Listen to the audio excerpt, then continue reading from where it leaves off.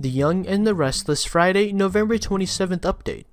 It's the start of the holiday season in Genoa City, and Lily thinks enough time has passed that she can push Nate and Devin towards forgiving each other for A. Nate sleeping with Devin's girlfriend, and B. Devin punching Nate out and potentially ending his surgical career. Surely a turkey drumstick is enough to make both memories go away. They're family after all.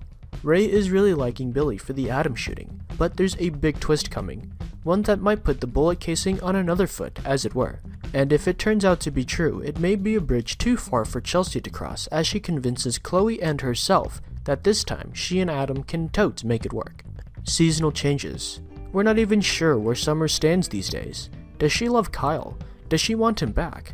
Does she want the new job with Lauren? Does she want him to beg her to stay at Jabbit? On Thanksgiving, Summer changes her mind yet again. Is it about Kyle? Is it about the job? Is it about the kind of stuffing she wants? Will Summer go vegetarian? Vegan? Will she demand an impromptu wedding in the middle of dinner?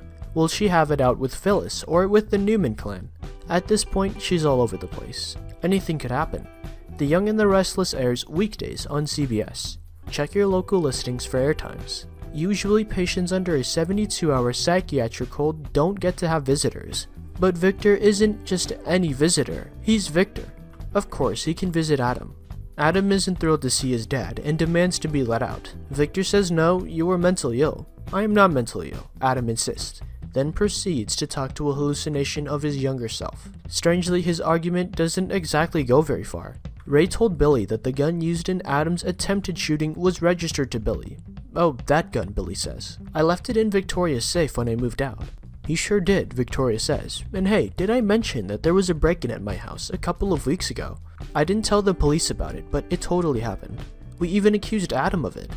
Victoria says she didn't check the safe after the break-in, so the gun could totally have been stolen then. So Billy is off the hook, right? Ray doesn't arrest him, so that's something. Still on the show, too. Devin announces that he is now ordained to marry Abby and Chance. Abby says they are very much in love and can't wait to get married, even though the groom just got out of the hospital.